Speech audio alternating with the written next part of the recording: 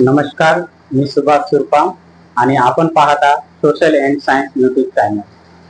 मागच्या पहिल्या सिरीजमध्ये आपण फ्लोराईडची टेस्ट बघितलं, दुसऱ्या पार्टमध्ये नायट्रेटची टेस्ट बघितलं.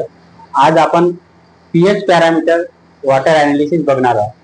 हा जो पार्ट आहे हा तिसरा पार्ट आहे आणि आता जो टेस्टिंग आहे तो पीएच पाण्यातील पीएच कसं टेस्ट केले जाते आणि ते युनिव्हर्सल इंडिकेटरने कसं टेस्ट केले जाते आपण बघणार आहोत.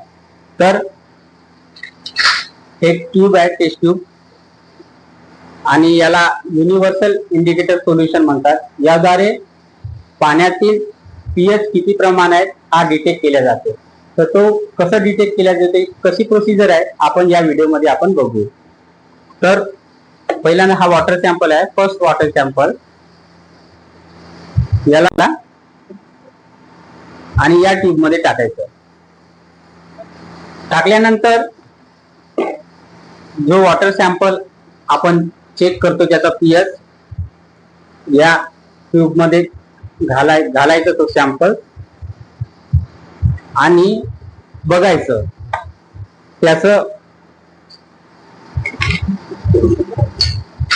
या इंडिकेटर सोल्युशन मध्ये जे पट्टी दिलेली आहे ते कलर्स दिले आहे आणि त्या कलरला मॅच केला जातो. कलरला मॅच केला जातो. कुठल्या कलरला मॅच असतो तो हा कलर त्या प्रकारे बदलतो आणि त्या प्रकारे दिसतो. त्या कलरला आपण मॅच करायचा. आता बघा, हा जवळपास 8.0 दिसत आहे. 8.0 म्हणजेच या पाण्याचा पीएच 8.0 असा आहे. तर अशा प्रकारे आपण युनिव्हर्सल इंडिकेटरने पाण्यातील पीएच किती प्रमाणात आहे हे चेक केल्या जातो.